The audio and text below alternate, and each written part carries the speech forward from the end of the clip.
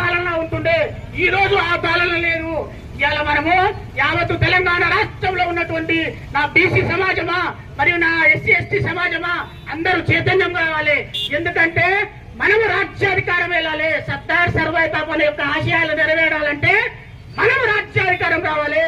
మనకు రాజ్యాధికారం వచ్చినప్పుడు, మనము ఎమ్మెల్యేలు అయినప్పుడు, మనము మినిస్టర్లు అయినప్పుడు, మన వాళ్ళు కార్పొరేటర్లు అయినప్పుడు మన పిల్లలకి ఏం కావాలి, మన సమాజానికి ఏం కావాలి, మనం ఎట్లా రిజర్వేషన్లు ఇచ్చుకోవాలి, మన బరువు బలైన వర్గాలకు ఏ విధంగా సాయం చేయాలనేది మన సామాజిక వర్గానికి తెలుస్తుంది. కానీ ఇప్పుడున్నటువంటి అగ్రకుల పాలకులు ఇలా మన అణచివేత, భయంకరమైన అణచివేత ఉంది.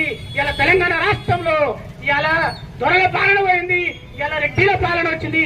రెడ్డిల పాలనలో కూడా ఇలా భయంకరమైన అణచివేత. ఇలా ఎమ్మెల్యేలు వాళ్ళే ఉంటారు, ఎంపీలు వాళ్ళే ఉంటారు.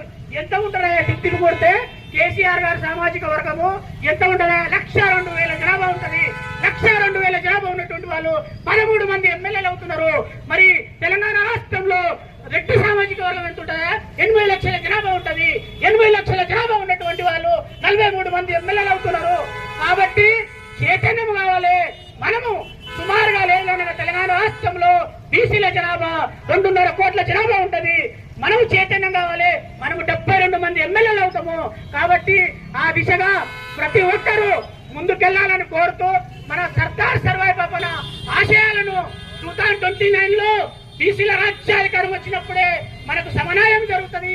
ఇవాళ విద్యా వ్యవస్థలో చాలా అన్యాయం జరుగుతుంది మన బడుగు బలైన వర్గాల వాళ్ళకు. మరి అదేవిధంగా